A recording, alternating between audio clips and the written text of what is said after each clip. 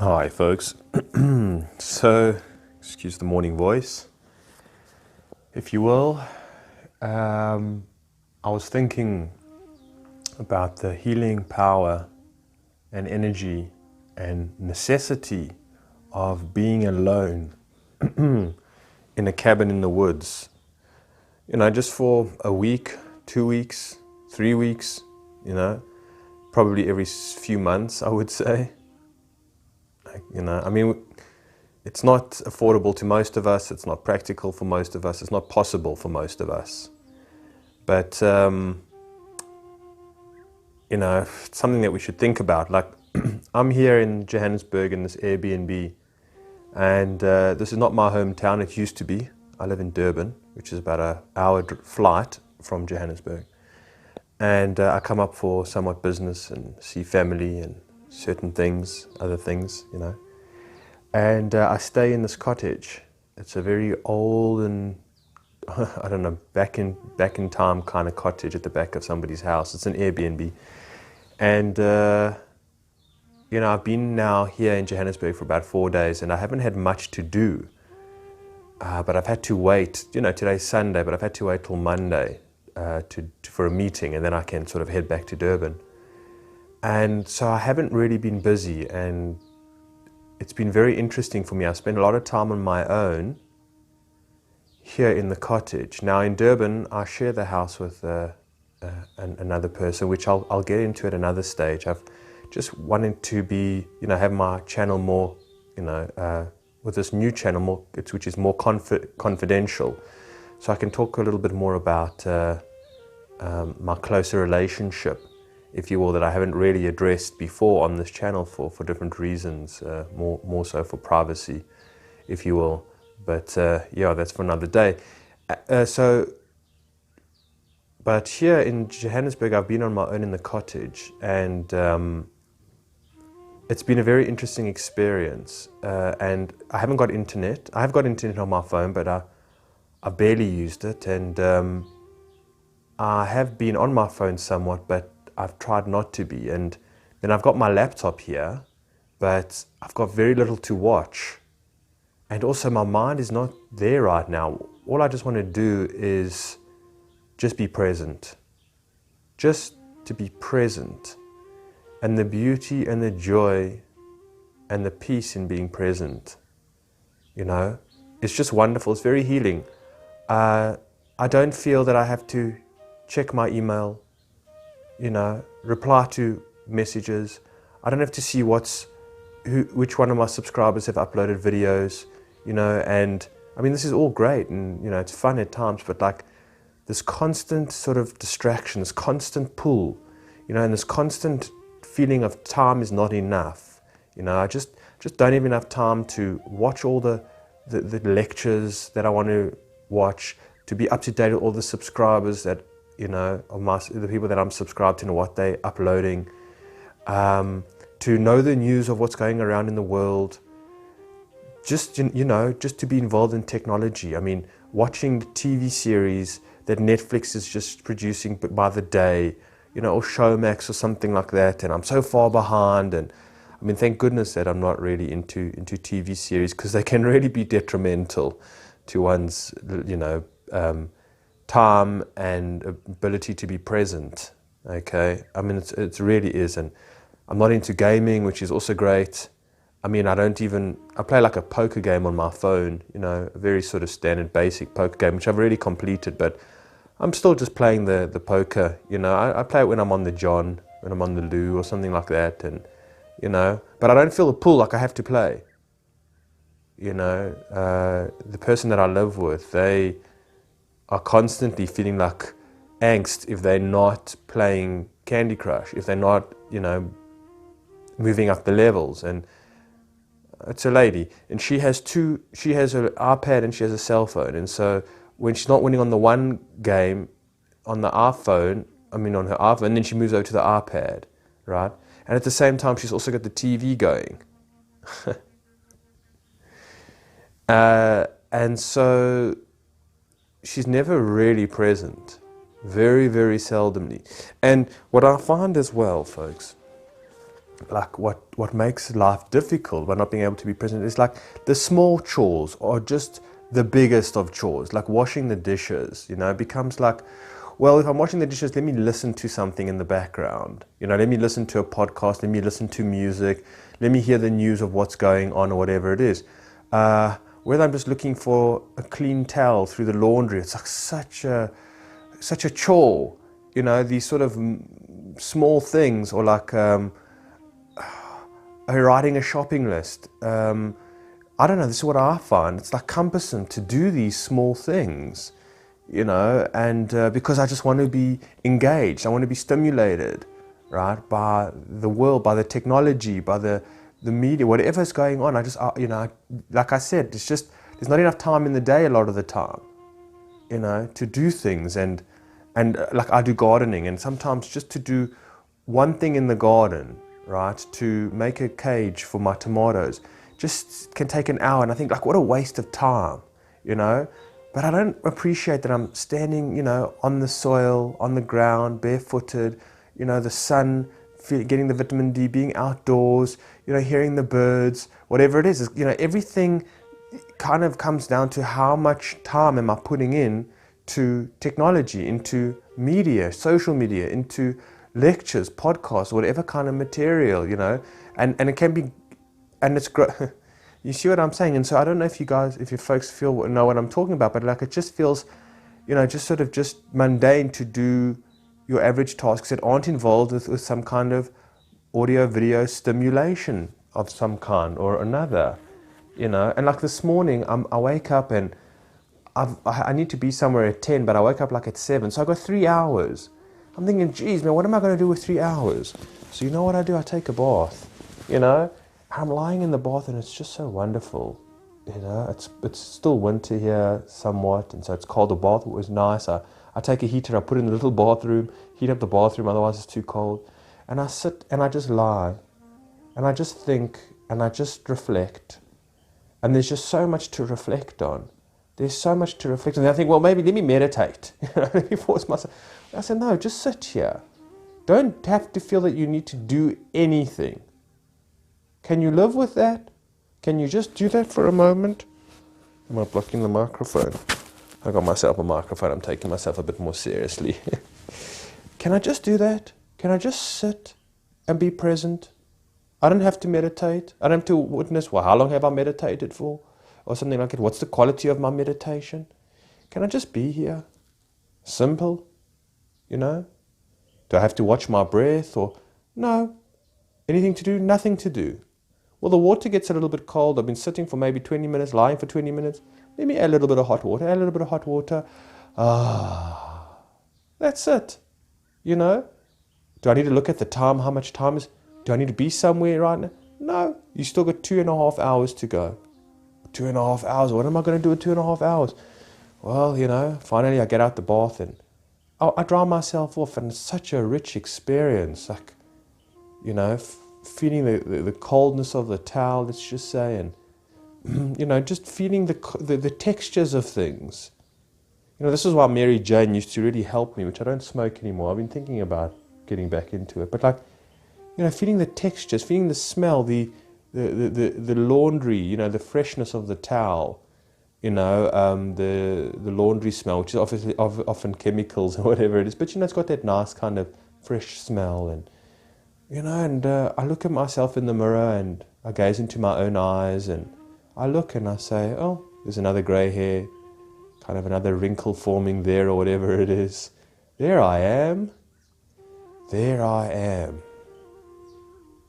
In this present moment, in this time, August the 15th, 16th, I'm not sure, planet Earth, 2020, virus time,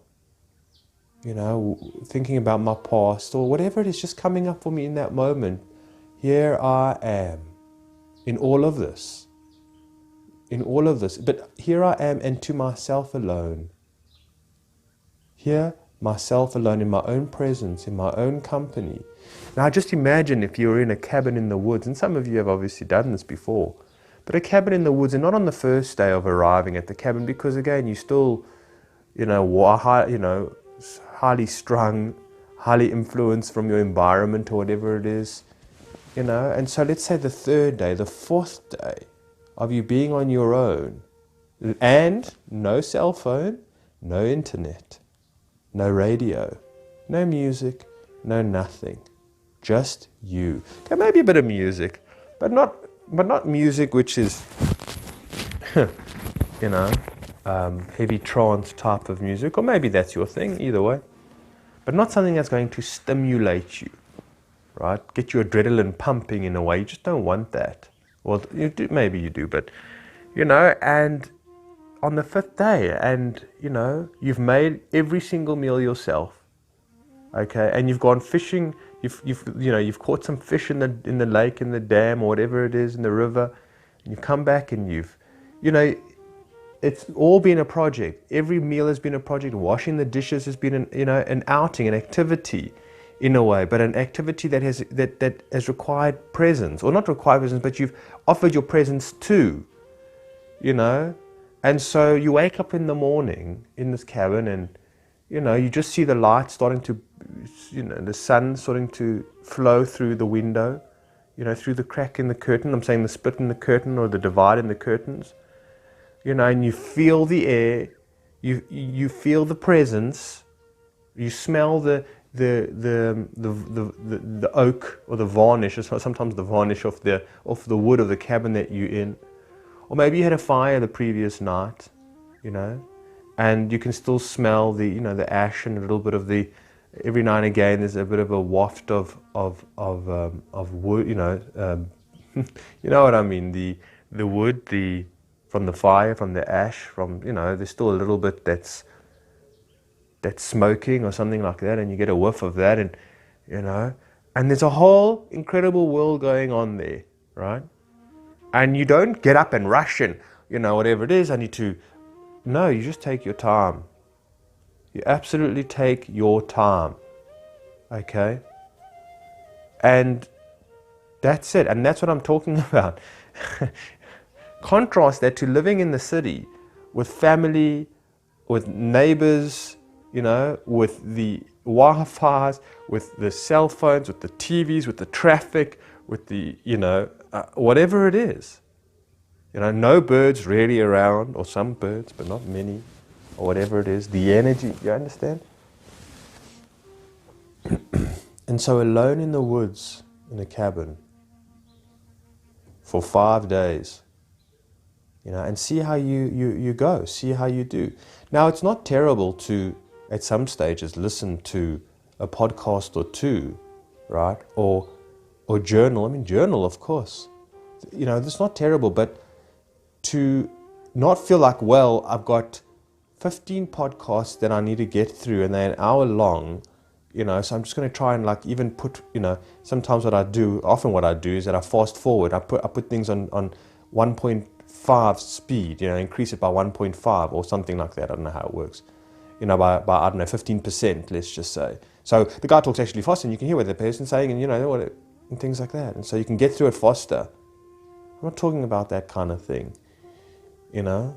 But there's just, there's so much in being present, and there's so much in actually taking stock of your own life, of your own narrative, because it's absolutely personal. You're not involved in the world's narrative. You're not part of, you know, we're all in this together, you know, do your part, or something like, you're not, you know, whatever agenda is going on, or whatever politics are happening at a certain time, or whatever president is being voted in, or whatever, you know, TV series is going on, or whatever soccer match or baseball game or basketball, you're not involved.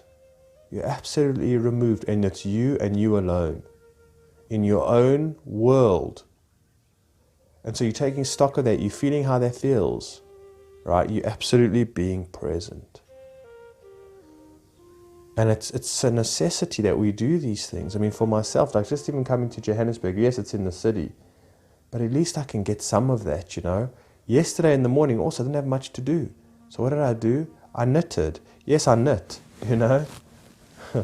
Very masculine of me. Why not? But I knit.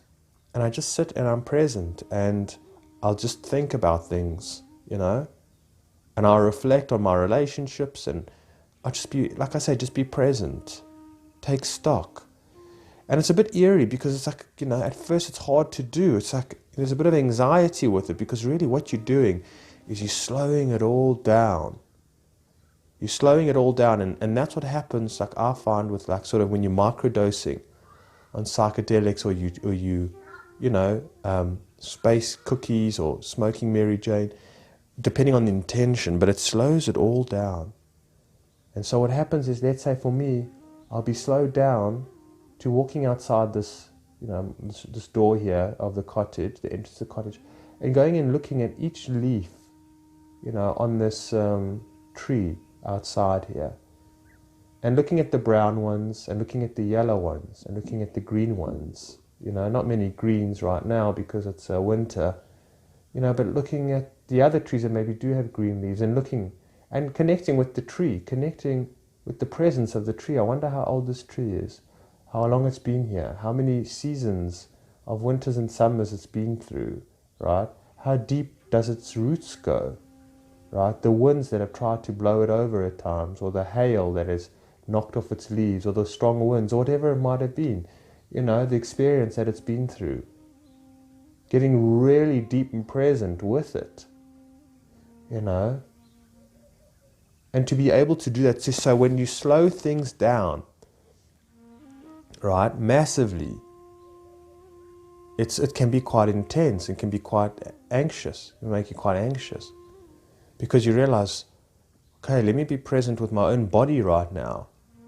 The blood that is running through my veins and arteries, my skeletal structure, my toenails, my hair, my breath,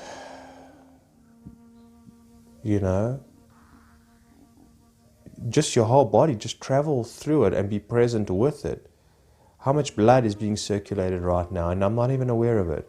How many neurons are firing in my brain and I'm not even aware of it? And in fact, I haven't been aware of it for the last 3 years, 4 years, 5 years. When was the last time when I actually was present with my body?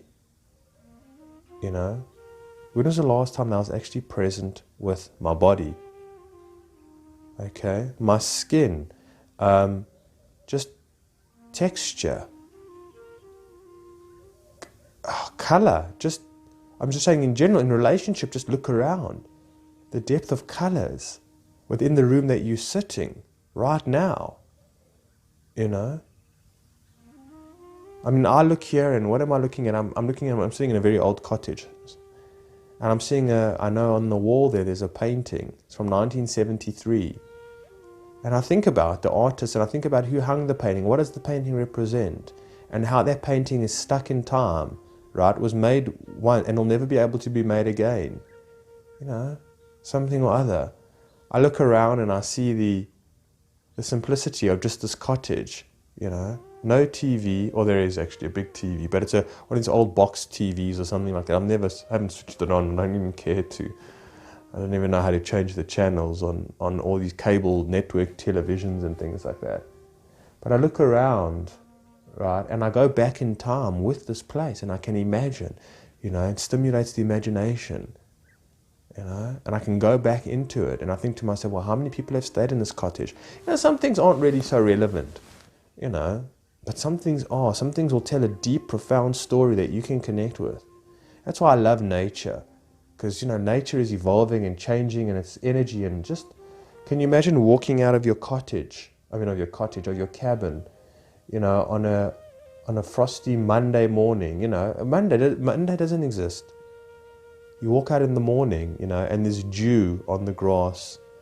Maybe you see some cows in the distance on the hill, a few miles away or kilometers apart or whatever it is. And you just see the shading, the different shades of grey, well, not grey, but, green, browns, yellows, from all the leaves and the grass and whatever's going. Do you know what I'm saying? It's such...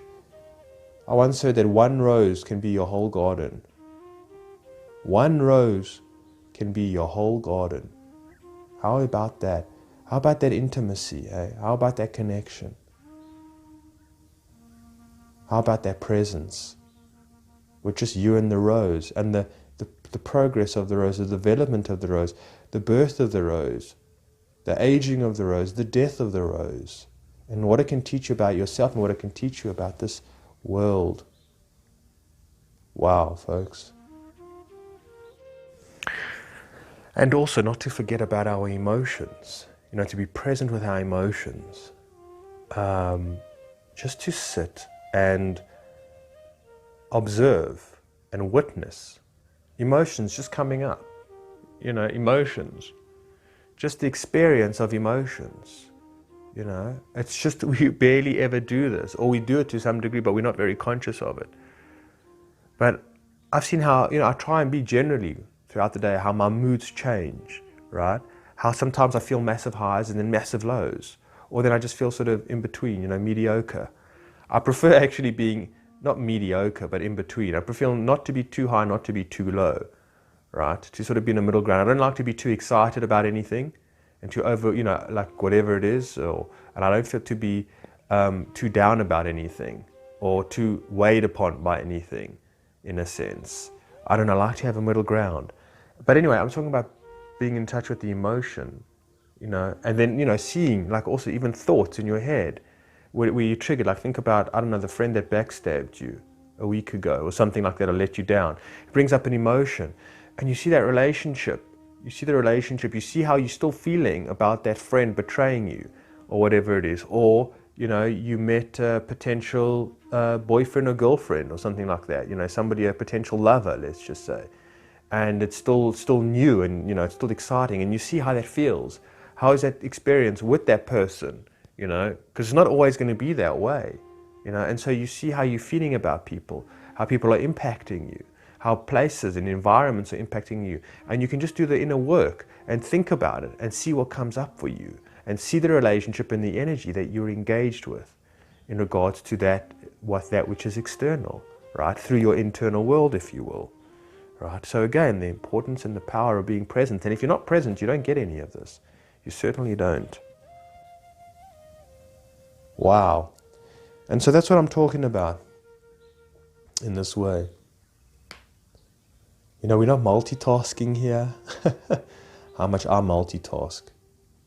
Watching one video on YouTube while checking my Facebook and whatever is in other groups that are going on or something like that, or uploading a video of mine. And, if it's taking too long, then I, open another tab and I want to look at this tab, then that, then I open another whatever tab or something like that. And then I start, there's too much space being taken on my PC. Let me delete it. And I'm so involved. I'm so immersed in it, Or like I walk into the room where, the other lady who lives in my house is, and she's watching TV, and she looks and she says, "Hey, look at this scene over here." And I'm like, just taken out of my presence completely. I'm watching not Kardashians, let's just say, or something like that, and I'm like just completely absorbed in it, and I'm like, where's my space? Where's my being? Where's my presence when I'm absorbed in all of this? And again, that's why it's not like I'm saying that we shouldn't be engaged with technology and internet, and we have to. It's my lifeline. But we have to be very disciplined and obviously of what we're watching, how we're spending our time online or in front of the TV, or or something like that, in front of the computer, in front of our cell phones. We have to be vigilant and diligent about how we are being consumed, and what's consuming us, and what is actually adding value to our existence, our presence, and what is taking away from it. We have to know that fine difference. Very, very important. Yeah, folks, so making time almost just to do nothing and just to be present is absolutely important. And to try and get out into nature on our own. Because again, when we're around people, we're playing character, right? Not so much with conscious relationships, but to a certain degree, because we still carry our insecurities, and so we got to put on masks, and we got to put on like defense mechanisms and things like that. We haven't yet healed to really be very comfortable in each other's company. We can feel a lot of insecurity by being in conscious people's company because they can see through us. We're so transparent. We're able to see each other, on a soulful level. And so, we need to get comfortable with our confidence, you know, to be able to be in presence of one another and our insecurities and whatever, and heal. And so, but what I'm saying is that, like, to go to the cabin, even with your lover, you know, there's a time and space for it. But to a certain degree, if that relationship is not necessarily very healthy, or, you know, because there's degrees to this. Some are just completely superficial. Some where you absolutely absorbed and consumed in your character in order to just get along with this person. You know, whether it's your wife, your child, your grandfather, mother, sister, brother, friend, or something like that, colleague, you know, boss, landlord. You've got to put on some kind of character. And you're absorbed in that character. You are in ego mode a lot of the time, which is necessary. But you don't want to be taking that with you. Not that you take your landlord to the cabin, but even, let's say, your brother or a good friend of yours. There is time for that. But, you know, when you're by yourself, there is no character that you need to be involved in, a personality that you need to be involved in, or anything like that. You're not consumed in that. You're consumed in your own presence and your own being.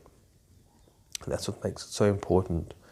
So I don't know, folks, we just got to make sure that every few months or so, however much we need to be on our own and doing nothing and taking stock and being present. All right, folks, we'll chat soon. Take care.